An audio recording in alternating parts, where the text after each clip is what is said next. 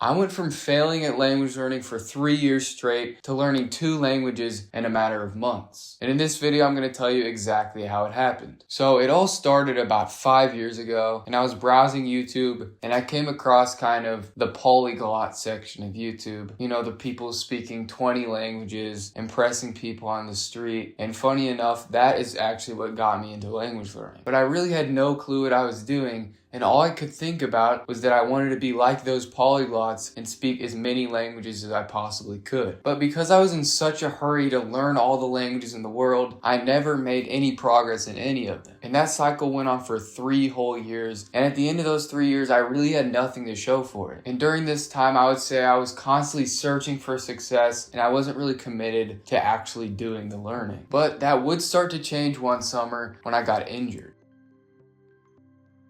Et si vous ne savez pas, moi je joue au foot et un jour il y a un peu plus de 2 ans, je me suis blessé quand j'étais en train de jouer au foot dans un match. Cette blessure c'était très grave, je ne pouvais même pas bouger. Le jour entier j'étais sur le sofa, donc comme j'avais rien à faire, j'ai décidé de vraiment m'engager à apprendre le français. Et avant ça j'avais appris un peu, mais cette fois-ci j'ai décidé que c'était différent. Et pendant à peu près 2 mois je ne faisais que ça. J'écoutais le français chaque moment du jour. Je lisais, j'écoutais des podcasts, je regardais des vidéos, des séries. Et chaque nuit, j'ai écrit 1 ou 2 pages dans mon ordinateur. Et là, j'ai commencé vraiment à progresser. Mais je pense que la clé de mon progrès, c'était pas mes habitudes, les choses que je faisais, ma méthode. Pour la première fois dans mon apprentissage, j'ai arrêté de m'inquiéter pour le bout final. Et j'ai commencé vraiment à profiter de l'apprentissage en soi. J'ai décidé juste de rester cohérent jusqu'au bout. Et déjà au bout de 2 mois, je pouvais comprendre la plupart de ce que j'écoutais, ce que je lisais, et je pouvais m'exprimer. Je pouvais dire sans trop de problèmes ce que j'avais en tête. Et après cette réussite, j'avais beaucoup plus de confiance en moi. Je savais que je pouvais le faire. Donc j'ai décidé de prendre ce que j'ai appris en apprenant le français et l'appliquer à une autre langue.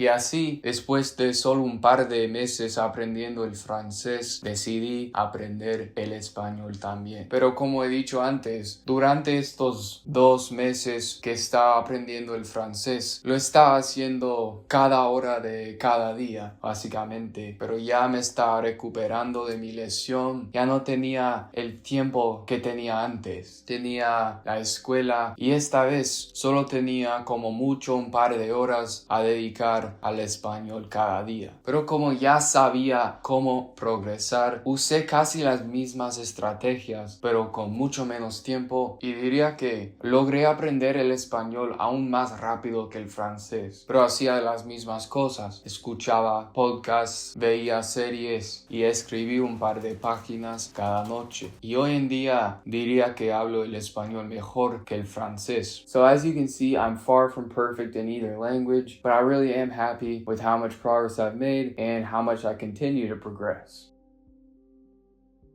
And for the first thing I learned, I have a 2-word phrase that kind of describes this perfectly. Overthinking kills. I mean, I spent the first 3 whole years of my learning constantly doubting whether what I was doing was right or not, whether I was learning the right language. And where did that get me? I was quitting all the time. I never made any progress. And I would just feel just bad about myself because I couldn't do it. I saw all these other people doing it, but I couldn't do it myself. And I'm not trying to say that your method doesn't matter, because it does matter. You want to make sure you're using a good method. But at a certain point, once you find a method that works for you, you just have to trust it. You just have to keep going until you give it enough time to actually give you results. Because no matter how good the method is, it's not going to get you anywhere if you don't stick with it. And for me, the reason I wasn't sticking with it was because I was constantly overthinking myself. And the second lesson I learned is you can't lose if you don't quit. I heard this question one time and it completely changed how I see language learning. Have you ever seen someone consistently putting in years of effort and still failing? Because I have not. I've never seen that before. All the people I've seen who consistently put in the effort for years on end succeed and they reach their goals. If you don't quit and you trust the process, you literally can't lose. And then the third lesson I learned kind of goes hand in hand with this, and that is enjoyment and sustainability is everything. This means that you have a way to learn that actually fits in your life. You're not trying to force anything. It just naturally fits into your routine, your energy levels and everything like that. And a good rule of thumb I like to use for this is if you can stick with it even on your busiest day possible, then it's a perfect routine for you. And something that I think is one of the most overlooked parts of language learning progress is finding something you actually enjoy. You shouldn't be dreading any part of your learning. If you